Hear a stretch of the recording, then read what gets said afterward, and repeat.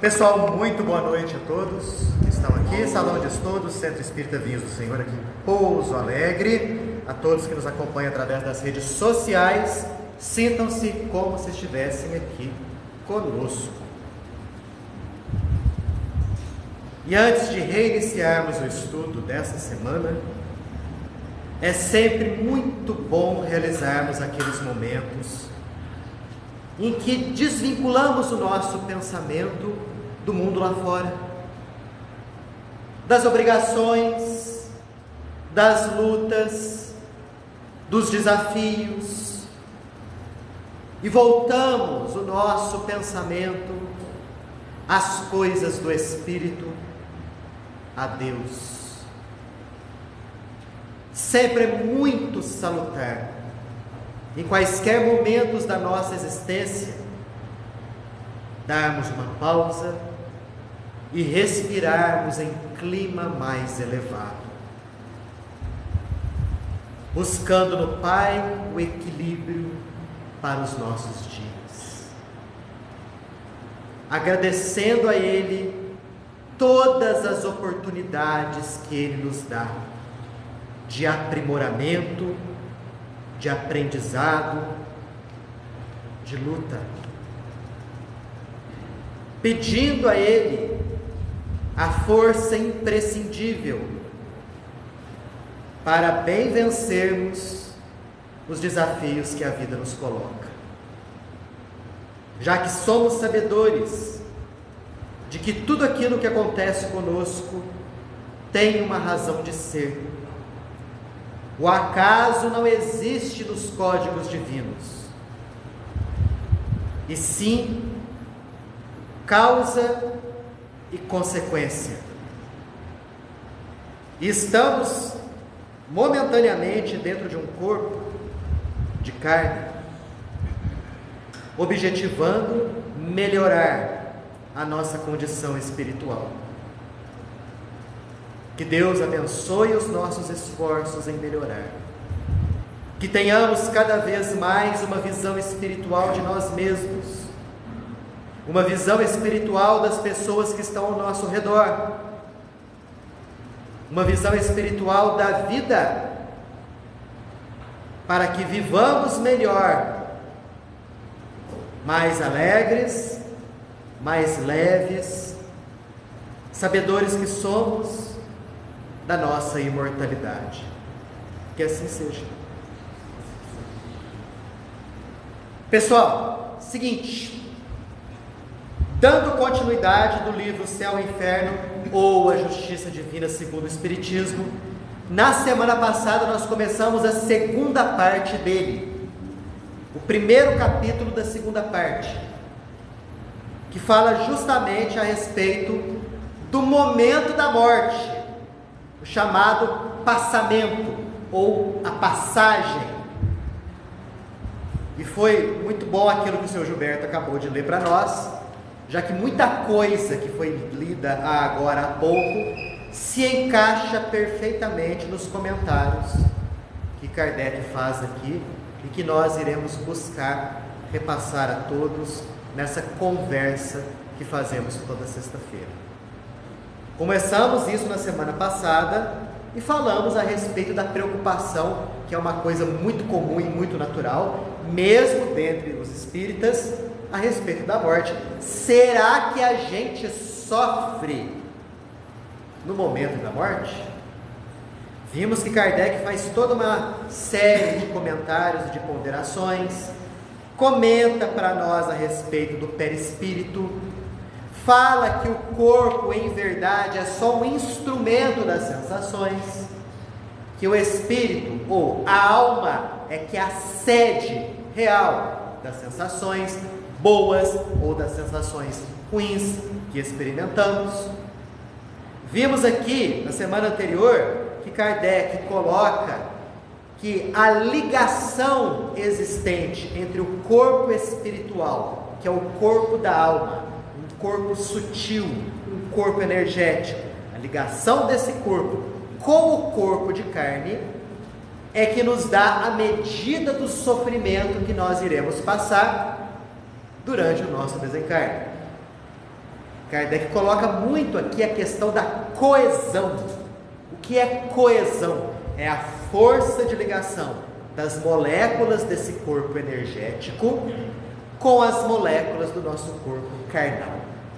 Quanto maior for essa força de ligação, essa coesão, mais lento será o desencarne e, consequentemente, maior a sensação de dor, maior o sofrimento no momento do nosso desencarne.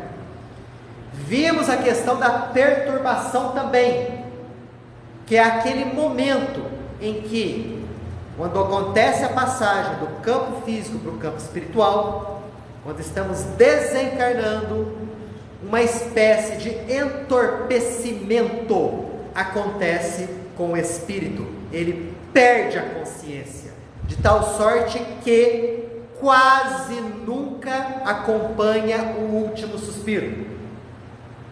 Então, se nós fôssemos falar, dói no momento de morrer, o espírito sente, antes da morte, a desagregação das moléculas do corpo, e depois da morte, por conta da perturbação. Mas no instante mesmo, do último suspiro, normalmente o espírito está entorpecido. A consciência dele está suspensa. Então ele não sente nada. Essa perturbação é uma coisa geral, comum, acontece com todo mundo. Só que a duração dela, aí é que está, varia bastante. Então, para aqueles indivíduos mais espiritualizados, essa perturbação é como se fosse um sono tranquilo. E à medida que ele vai acordando, ele acorda sem abalos, com uma sensação deliciosa. Já quando o indivíduo tem os pensamentos materializados, quando em vida encarnada, ele vibrou mais para a matéria, e pouca importância ele deu para a contraparte espiritual, pior é a perturbação. Ela pode durar dias, semanas e meses até. Há exemplos inúmeros de indivíduos que desencarnaram, mas permanecem dormindo na realidade espiritual. Dormindo literalmente, vivenciando pesadelos terríveis. E à medida que a perturbação vai passando, o indivíduo tem aquela sensação de acordar num sono profundo. Eu acho que muita gente já passou por isso daqui. Você está com aquele sono profundo, de repente você acorda do nada, toca o despertador. Aí você tem aquela sensação do tipo, o que eu estou fazendo aqui? Que lugar que é esse? Que dia que é hoje? O que eu estou fazendo? Aos poucos, a memória vai voltando. Aos poucos o pensamento vai se concatenando e aí a gente vai se situando. Na perturbação é algo parecido. O indivíduo, à medida que vai saindo dessa fase, é a semelhança daquele indivíduo que acorda de um sono muito profundo. As ideias são confusas, ele vê como se estivesse dentro de um nevoeiro, a memória é falha. Isso explica muita coisa em reunião mediúnica, quando o espírito, quando questionado, não sabe o próprio nome, não sabe o que fazia, não sabe o que está fazendo ali, não sabe quem é, ele está justamente na fase da perturbação. Mas à medida que o tempo vai passando, esse despertar vai acontecendo, as ideias vão voltando, a memória vai aparecendo, e se ele foi um indivíduo muito materializado, esse despertar não é nada agradável. Essa é a chamada perturbação. Eu acho que na semana passada a gente parou mais ou menos aqui, sobre tudo isso que a gente comentou em rápidas pinceladas. Comentários, dúvidas? Vamos lá, Maria Ângela. Isso que você falou que literalmente eles ficam dormindo no plano espiritual. Um dos livros do André Luiz, que é do São Paulo, ele entra num local onde tem milhares dormindo. Inclusive ele vê os olhos, enchendo assim, e aí o orientador dele fala que eles estão literalmente dormindo, e esse olho mexendo, ele está revivendo coisas. Exatamente. Livro dos Mensageiros, o capítulo é Os que Dormem. Isso. E era um galpão realmente, Mariana, enorme, com milhares de indivíduos dormindo na realidade espiritual, tendo pesadelos. É muito complexo. As órbitas. Porque quando a gente sonha, aqui quando a gente está encarnado, quando a gente sonha, as nossas órbitas, né, as órbitas oculares, elas se mexem, né? O chamado REM, né? O movimento rápido dos olhos. Quando os olhos se movimentam assim, sinal que a pessoa está sonhando. Desencarnada, acontece a mesma coisa. Olha só. Quer dizer, isso acontece muito comum com aquelas pessoas que achavam que não ia acontecer nada depois da morte, que a morte seria um imenso vazio, ou aquelas que têm aquele ensinamento bastante arraigado em si, de que morrer é dormir e que ela só vai despertar com as trombetas do juízo final. Né? E elas dormem realmente. Não acontece com todas, é bom frisar, mas acontece com muitas. Fala, Guilherme. Uma dúvida. Quando o espírito se manifesta em uma reunião mediúnica, por exemplo, sendo que ele não reconhece que ele desencarnou, ou o orientador fala para ele, você desencarnou. E quando ele está nesse estado de confusão, ainda é o estado de perturbação, ou ele já está numa etapa seguinte ao desvencilhamento dele do corpo? Ainda é a fase de perturbação, porque ainda a memória não voltou. Ele está naquela situação do indivíduo que não se reconhece muito bem, que não se lembra muitas coisas que aconteceu e que a memória ainda não voltou. Por isso que ele não se recorda do próprio nome, da família, o que fazia, ou o que aconteceu no momento do desencarne. Ainda é perturbação. E a reunião mediúnica é muito válida nesse sentido. Porque quando esse espírito ele se acopla ao perispírito do médium, existe ali um certo choque biológico, chamado choque anímico. As energias do médium contribuem poderosamente para que aquele indivíduo volte para si, a memória retorne e ele acorda com maior, vamos dizer assim, rapidez na realidade espiritual. Muito bom. A própria conversa que o orientador, que o dialogador faz, serve muito para retirar o indivíduo da perturbação.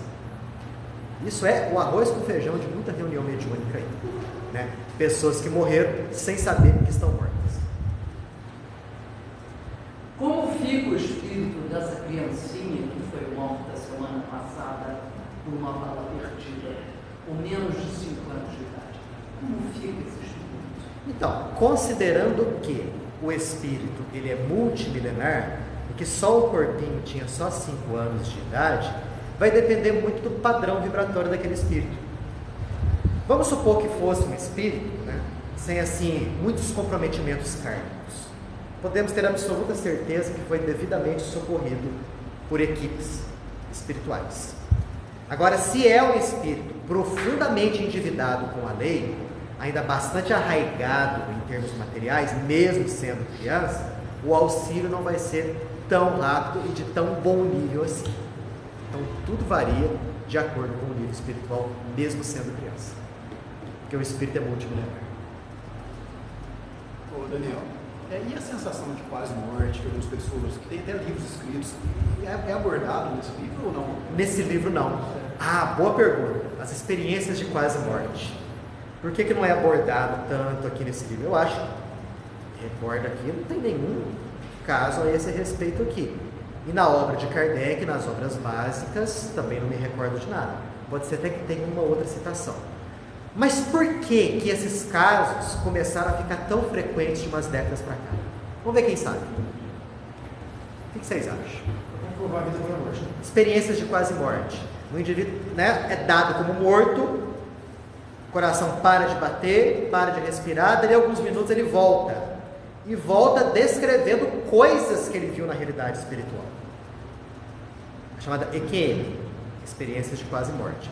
Se vocês digitarem isso no YouTube, o que vocês vão ver de relatos, uma enxurrada de relatos, de indivíduos inclusive que nem conheciam o espiritismo, outros que eram ateus até, que voltaram e se tornaram mais espiritualizados. Aí vem a pergunta, por que esses relatos aconteceram e têm acontecido numa avalanche cada vez maior?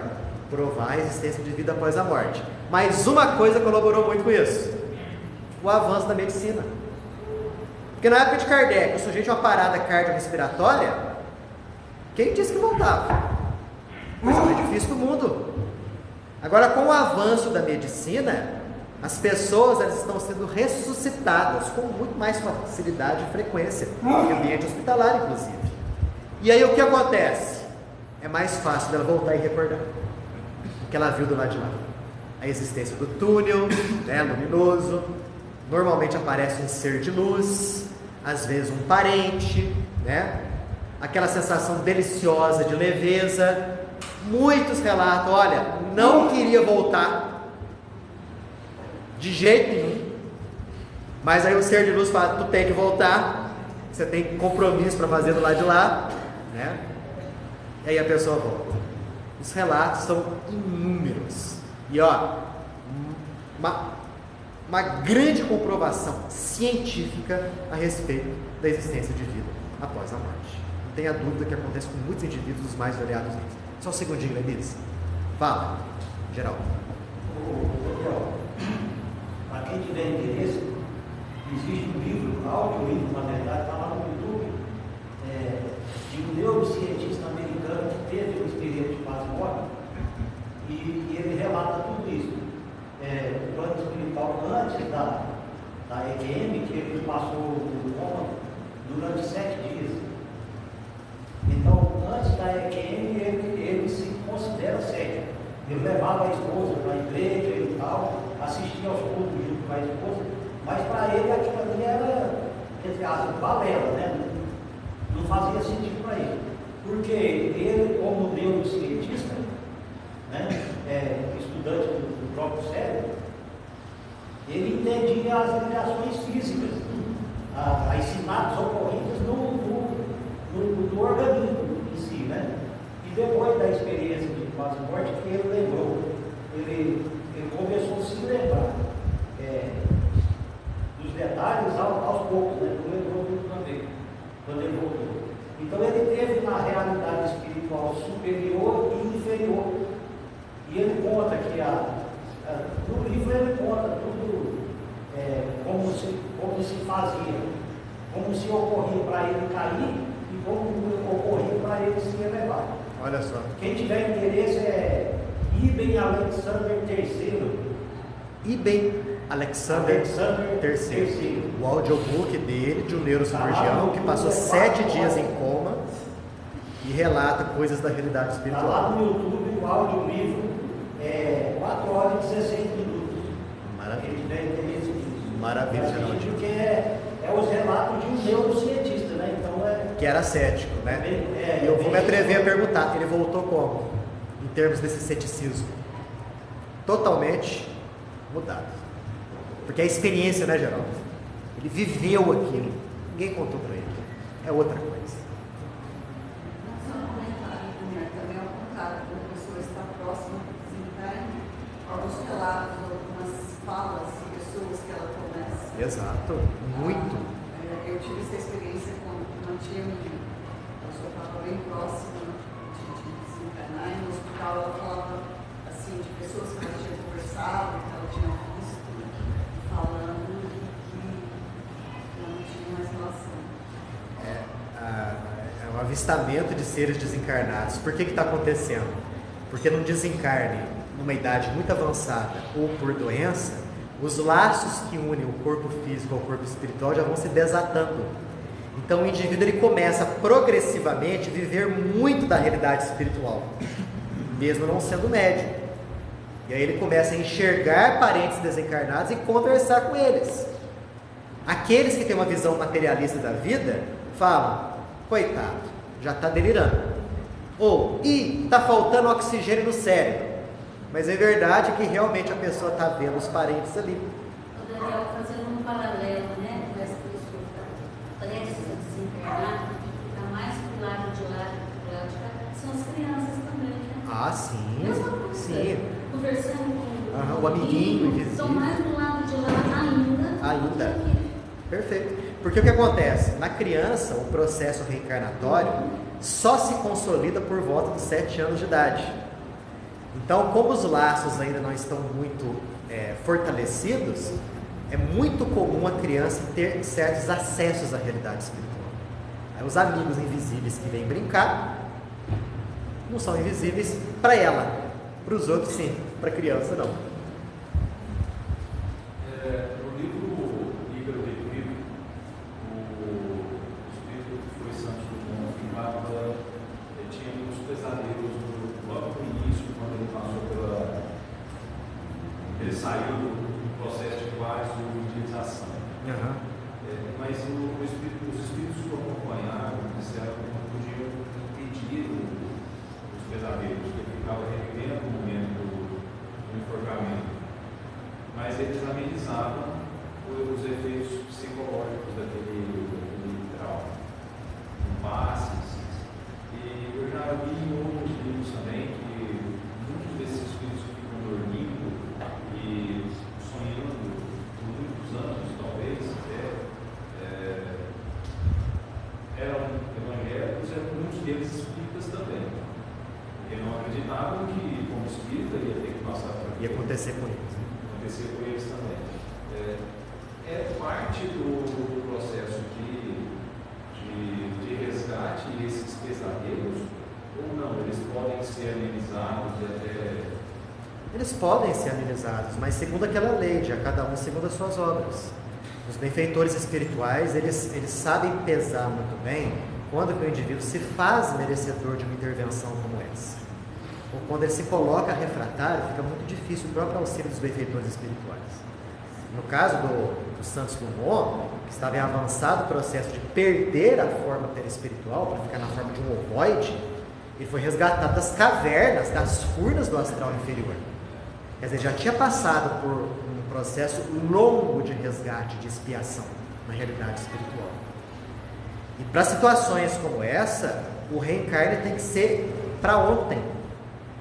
Porque o choque biológico, quando ele está em contato com o ventre feminino, novamente em contato com as energias da matéria, faz com que aquele processo de ovoidização se interrompa, porque na verdade a ovoidização é como se os pensamentos todos estivessem voltados para um processo de interiorização para um processo de exteriorização, a fim de que aquele corpo de ovoide possa se recompor novamente como corpo perispiritual humano. Tanto que foi até uma prostituta, se eu não me engano. Simples aborto. Né? Foi um aborto espontâneo que Simples aconteceu. aborto já trouxe para ele. Já trouxe, Mas depois ele ficou com os pesadelos. Com os pesadelos, exato. Por quê? Porque ele desencarnou dessa forma. Ele foi um indivíduo profundamente angustiado com a própria condição física dele e com o uso que as nações estavam fazendo do avião. Fora o fato dele não ter sido inventor primeiro do avião. Foram os irmãos Wright, lá dos Estados Unidos. Então isso pesou muito para ele. É a culpa do canhão também. Exato. A culpa do canhão, de outras resistências e tal. Então, para situações como essa, um reencarno é uma coisa para ontem. E os nossos benfeitores pesam muito bem. Os prós, os contras, quando que eles vão intervir, de que maneira, de que forma. Porque se ele continuasse com os pesadelos muito intensos, ele podia voltar à condição de organização. Poderia, porque é o pensamento que faz com que o corpo perispiritual tenha um formato humano. É o pensamento contínuo. Qualquer pessoa com uma monoideização, que fica pensando muito só em um determinado tipo de coisa, e negativo, perde todas aquelas energias necessárias para suportar a configuração humana. Ele vira um ovoide. Encarnado? Não, desencarnado. Qualquer indivíduo desencarnado. Encarnado. É só para citar o nome do livro, a quem tiver interesse, é Uma Prova do Céu. Uma prova do céu. É aquele caso do neurocirurgião que ficou 7 dias em coma. Maravilha, maravilha. Daí a dica para nós. Bom, paramos aqui na semana passada, influência do gênero de morte. Acho até que já chegamos a comentar alguma coisa. Kardec divide aqui a morte em 2 tipos: a morte natural e a morte violenta. O que seria a morte natural? É aquela morte que acontece através da velhice ou através da doença. Qual é a característica da morte natural? O indivíduo ele vai progressivamente perdendo as suas energias vitais. Então, numa morte natural, Exatamente. Vai chegar um momento, como acontece em muitos casos, em que os órgãos vão falhando por falta de energia vital e o corpo fica sem condições de sustentar ali uma vida espiritual. Daí acontece o desencarne. Então, em casos como esse, o que vai acontecer? Acontece um desligamento progressivo. Só que ainda aí o que vai acontecer? Depende muito do nível espiritual da pessoa. Pessoa espiritualizada, mesmo nos casos de doenças as mais cruéis, esse desenlace acontece de maneira mais facilitada e mais rápida. A tal ponto que, quando o coração dá a última batida, o espírito se desvincula do corpo com enorme facilidade.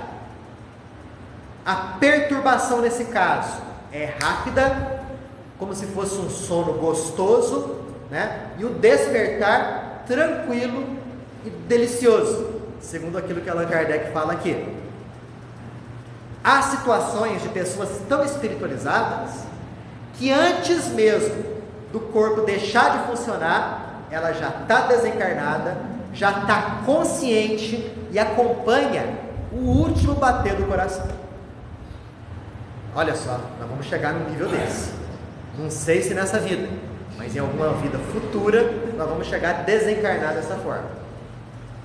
Agora, no caso de pessoas muito materializadas, só aquele pensamento materializado, pessoas que passaram a vida inteira só pensando na matéria, nas coisas da matéria, nas sensações da matéria, acumular, ter, prejudicar, mesmo havendo um desvincular progressivo, esse desvincular progressivo é tortuoso e, consequentemente, doloroso.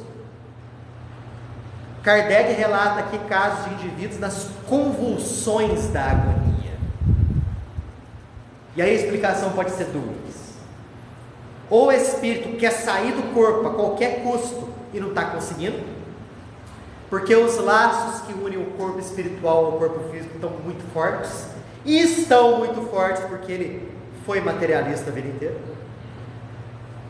Ou ele tem tanto medo de morrer, porque ele não sabe o que vai acontecer do lado de lá, que ele se apega à única coisa que para ele é palpável, o corpo. Então, nesse caso, o indivíduo pode retardar a própria morte por meses até. Era para ele desencarnar agora em setembro, porque é o momento certo de acontecer o desencarne. Mas por ter medo de morrer e por achar que ele vai se situar no vazio absoluto, ele se aferra ao corpo. Ao invés de desencarnar em setembro, vai desencarnar em março do ano que vem. E vai sofrer mais ainda. Nesses casos, a perturbação já acontece. O indivíduo fica meio inconsciente e nem por isso deixa de sofrer. Pesadelos terríveis. E depois que ele desencarna, a perturbação prossegue. Olha que coisa terrível. Compensa muito mais a gente fazer esforços agora para ir espiritualizando a nossa vida, para quando chegar o momento do nosso desencarne, ser alguma coisa mais fácil. A gente tem que investir nisso. Ninguém aqui quer ter as convulsões da agonia. Eu não quero. Então a gente vai ter o esforço necessário para aos poucos ir espiritualizando a nossa vida. Lembra daquelas recomendações que o seu Gilberto leu agora há pouquinho? Passa bem por aquilo também, né? Não ter aquela volúpia da alimentação, a questão das bebidas, ter aquela necessária moderação, e aí ele passa pela questão sexual, não ter o apego, a questão do fumo, a questão do apego aos bens materiais. Gente, se nós formos espiritualizando a nossa vida progressivamente, o momento do nosso desencarne vai ser muito mais fácil. A própria adaptação na realidade espiritual vai ser mais fácil também. Não vale a pena? Uai, claro que vale a pena. Nós vamos desencarnar mesmo. Como que fica o espírito? Eu sei que depende do merecimento, mas, por exemplo, no caso, quando a família mantém o indivíduo e ele lixa o mato, por exemplo, anos e anos e anos, o cara está vivo e ele... Como é que fica tanto tempo assim? Então, olha só, é um assunto bem complexo, né? A pessoa que está ligada a aparelhos, né? Há casos de indivíduos que mesmo depois de anos voltam. Já há casos de outros que não voltam. O Hernani Guimarães Andrade, que era espírita e um cientista, né, de renome nacional, ele estava querendo inventar um aparelho que pudesse constatar a união do espírito ao corpo físico em casos como esse. Porque se só houvesse a vida orgânica ali, mantida à custa de aparelhos, sem nenhum espírito estar vinculado, poderia desligar tranquilamente os aparelhos, né? Porque somente o corpo estava sendo mantido por esse tipo de auxílio. Caso contrário, poderia permanecer os aparelhos ligados. Complicado essa situação, bem difícil. Desligar os aparelhos nesse caso não seria uma eutanásia, seria uma ortotanásia. O que é uma ortotanásia? É uma morte, né, assistida, mas que acontece de maneira natural. A eutanásia, sim, é uma coisa criminosa. Vai lá e dá uma injeção letal na pessoa. Isso é errado, isso é assassinato. Ortotanásia não. A pessoa está lá sendo mantida à custa de aparelhos, de repente o aparelho é desligado e a morte vai tranquilamente. A pessoa sem dor, usando morfina e coisas desse tipo. Mas cada caso é um caso. Vai saber, Margot, se dali é um futuro próximo, vou inventar um aparelho nesse sentido, que vão detectar se existe algum espírito ligado ao corpo. É um caso interessante, uma pessoa de uma cidade aqui próxima, que ela me relatou que o marido dela não conseguia morrer. E aí eles colocavam uma vela na mão dele para ver se ele desencarnava, sabe? E na época que eu vi isso, eu não tinha esses conhecimentos. Eu achei muito interessante. Ela relatando assim com uma certa preocupação, ele não morria. E ele lá deitado, ele não morria. Aí o pessoal colocou uma vela na mão dele Para clarear o caminho dele. Exatamente, para dar uma luz a ele. E às vezes quem estava impedindo ele de morrer era a própria família. Fica rezando. Pelo conhecimento até que não era não. Ele estava com medo de ir embora, mas eu tinha que pensar com uma. Entendi. Então o negócio é que ele estava bem aferrado ao corpo. Aí é difícil mesmo. De certa vela serviria para ele mais ou menos o seguinte: nossa, já colocaram uma vela na minha mão. Está na hora de eu morrer mesmo. Pode ser isso aí. Caso de morte violenta: assassinato, acidente, suicídio, afogamento, morte violenta. O raciocínio aqui é outro.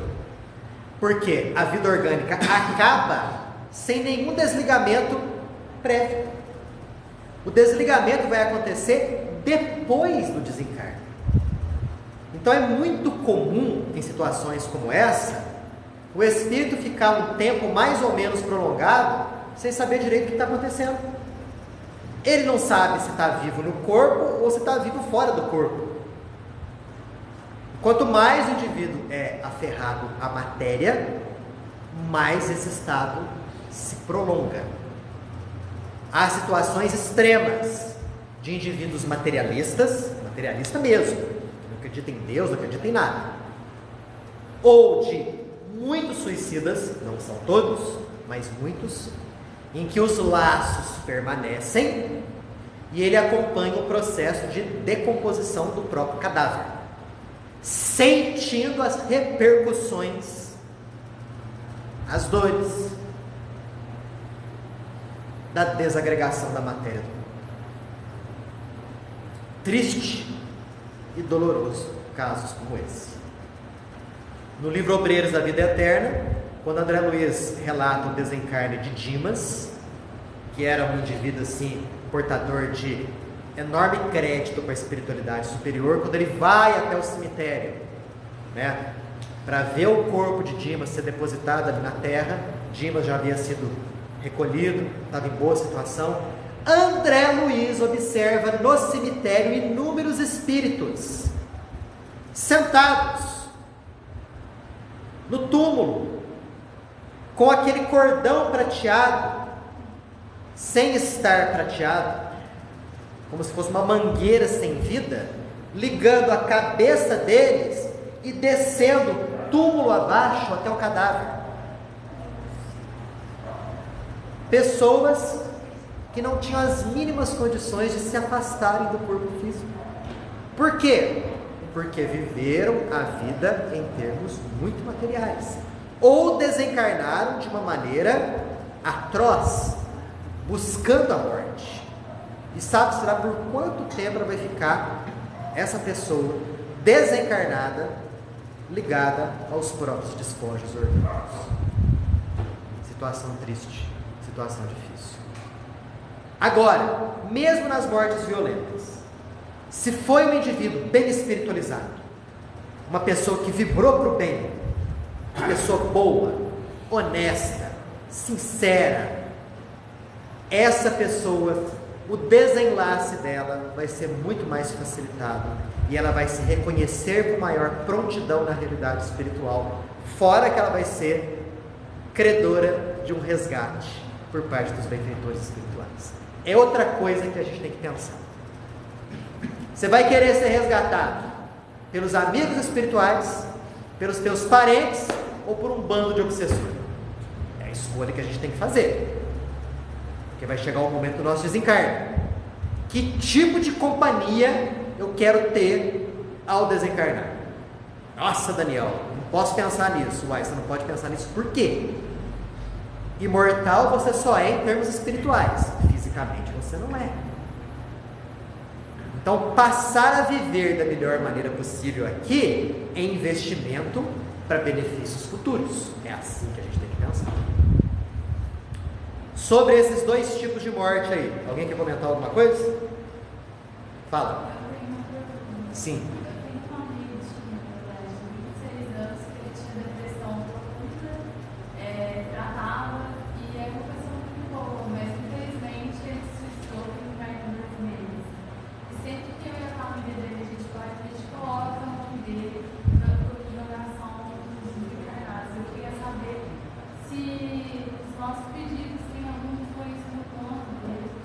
Pode ter certeza absoluta disso. A prece é como se fosse uma magnetização. É como se fosse o quê? O enviar de energias positivas. É como se fosse um verdadeiro passe à distância. Então as preces que você faz, as preces que os familiares, que os amigos fazem, ajudam muito o recuperar dele na realidade espiritual. Nunca duvide um segundo disso daí. Nas tuas preces, você busca enxergar bem, envolto em luzes, sorridente, sendo amparado, sendo auxiliado. Isso ajuda muito o despertar dele do lado de lá e o recolhimento dele. Pode ter certeza disso.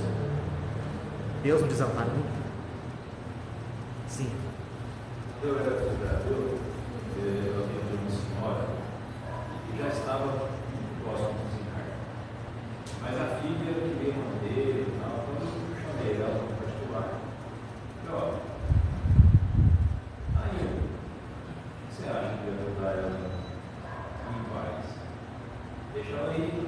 Eu já vim conversando com ela sobre o espiritismo há muito tempo, ela tem dado muito tempo na cama. E ela disse que almoçou, teve coragem, foi lá, falou com a mãe dela, chegou só uma hora, já deu atividade. Vai que eu vou cuidar da minha filha, vou tocar aqui. Tranquilo, mas disse que foi uma conversa assim, foi franca, né? A senhora já não estava mais prestando atenção. Só que no final da conversa a senhora virou o olho para ela, piscou e foi embora. Foi embora. Olha que coisa, que maravilha. A família deixou ela aí. Deixou ela aí. E assim, para ela mesma, né, o fato de ouvir a filha falar, pode ir que tudo vai ficar bem, é um motivo de alívio. Porque isso daí pega bastante, né? É a própria questão do apego que todos nós temos com os nossos familiares. Nossa, eu vou desencarnar, mas como que o fulano vai ficar? Quem que vai cuidar dele?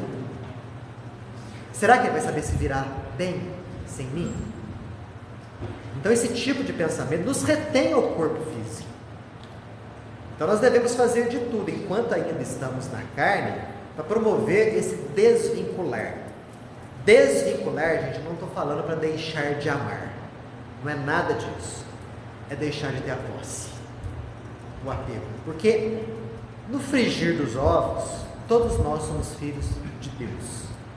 E Deus cuida de todos nós com o mesmo carinho. Os nossos familiares que ficarão aqui, tocarão a vida deles, passarão pelas circunstâncias que tiverem que passar, estando nós presentes ou não, porque cada qual tem que lidar com o próprio destino. Eles ficarão, nós iremos, mas os laços permanecem. Isso daí não podemos ter. O Simonetti, de certa feita, foi convidado pelos familiares para uma prece de um confrade, cara, espírito, estava para se encarnar. Aí chegou lá no você já viu bastante, eu vou colocar dentro, você sabe que agora de um espírito, não para.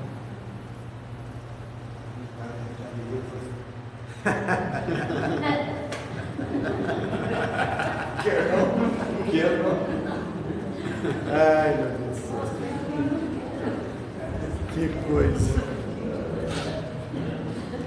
Bom, o que a gente pode levar de conclusão nisso tudo que a gente discutiu na sexta-feira passada e nessa sexta-feira? Kardec coloca aqui: quanto maior a lentidão do desprendimento, maior o sofrimento. A rapidez está ligada diretamente ao adiantamento moral. Portanto, depende única e exclusivamente de nós facilitar o próprio desencarne. Porque tem a ver com o quê? Com o nosso adiantamento moral. Enquanto estamos ainda encarnados, o que a gente tem que fazer então? Buscar aprimorar o nosso lado moral. O conhecimento espírita que nós temos ajuda muito, porque a partir do momento que chegar a hora do desencarne, nós vamos saber, a vida vai continuar, vou continuar vivo, tem as colônias do lado de lá, vou poder visitar os meus familiares. Isso, o conhecimento ajuda tremendamente, mas o adiantamento moral é que tem maior peso, tá? Então, façamos o quê? Trabalhemos pela nossa própria purificação. Como é que eu vou trabalhar pela minha própria purificação, Daniel? O que eu faço? Gente, comece a fazer uma análise honesta de si próprio. Comece a entender quem você é. Quais são seus pensamentos mais comuns? Quais são seus gostos, suas tendências? Quais são as suas facilidades, as suas qualidades?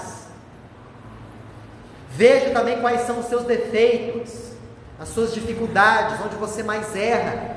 Busque aprimorar aquilo que você já tem de bom, para ficar melhor. Busque corrigir aquilo que você tem de ruim, buscando aquela qualidade oposta. Se eu sou desonesto, nos esforcemos para ser mais honestos. Se eu sou apegado, um esforço maior para ter o desapego.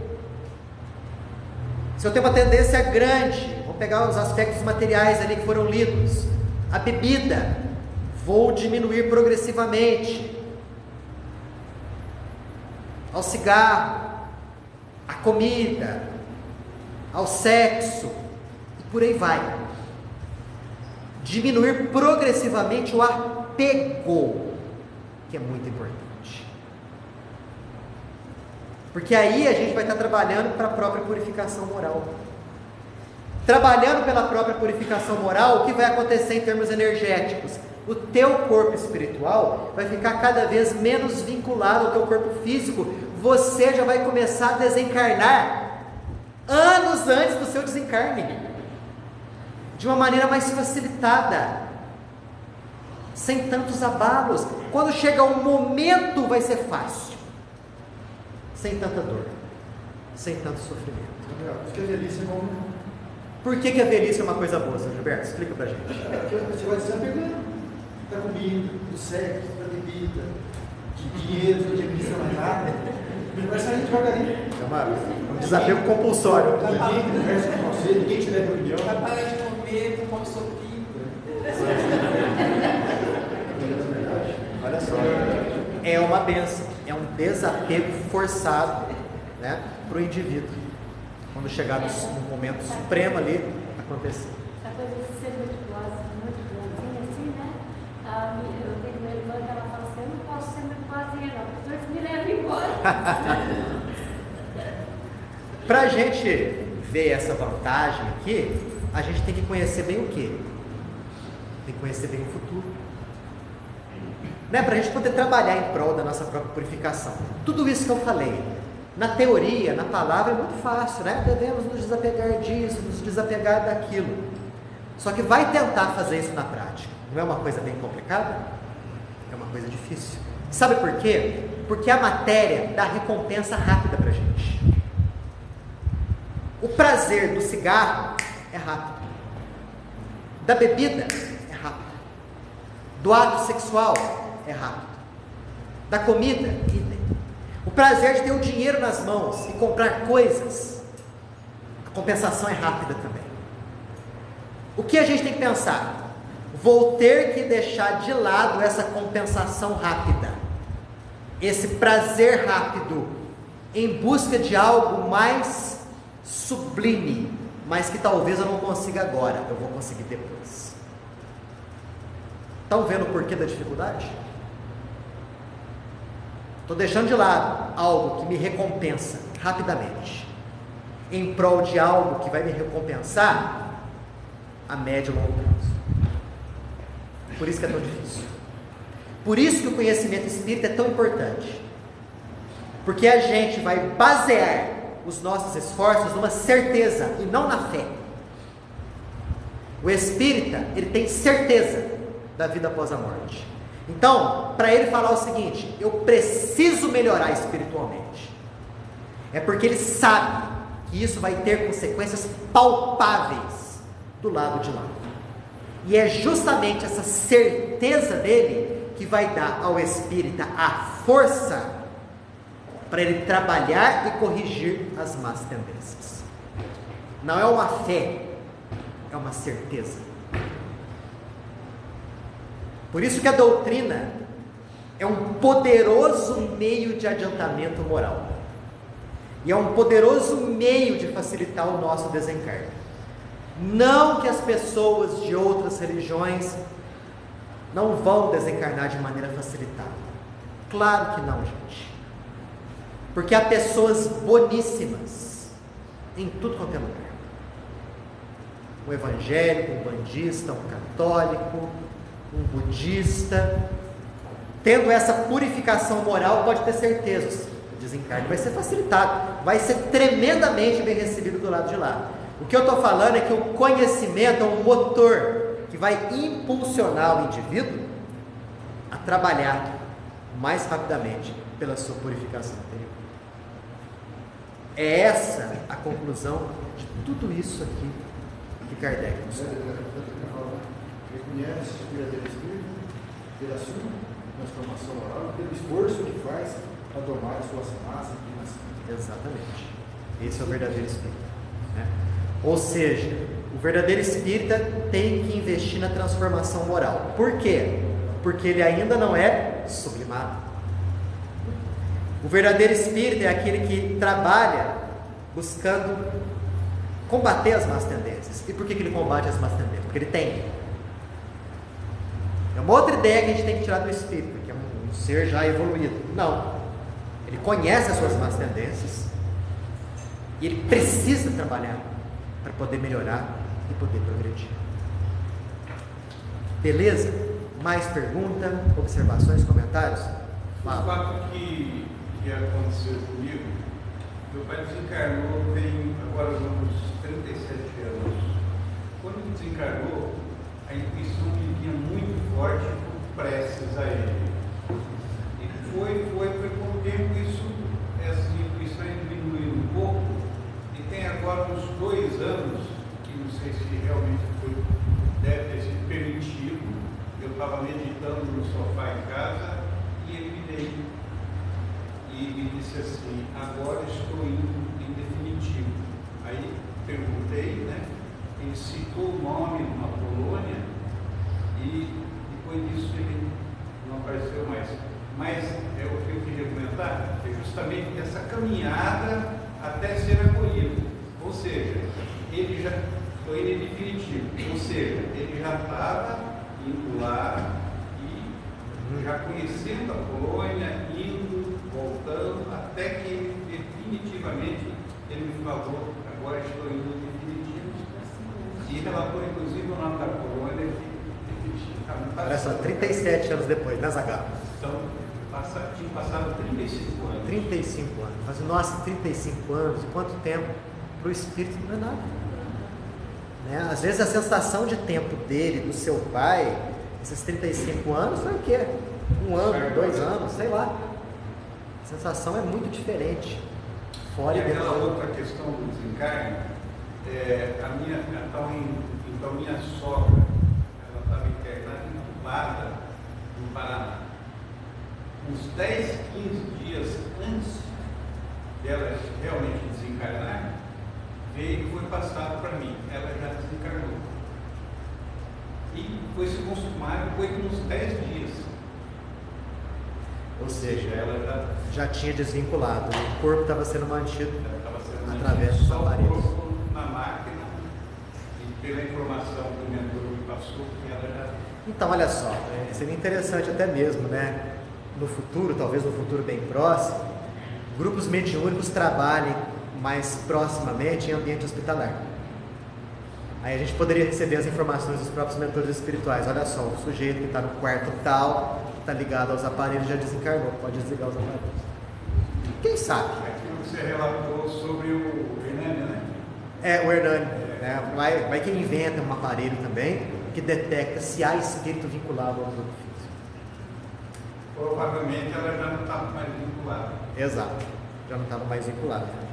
Ó, semana que vem nós vamos começar. Kardec começa com uma série de depoimentos agora, tá? Segunda parte. Começa primeiro com os espíritos felizes. Então, com alguns depoimentos de espíritos que desencarnaram em condição fantástica. Claro que não vou ler tudo. Vou pegar um ou outro ali como exemplo para a gente comentar. Semana que vem nós começamos.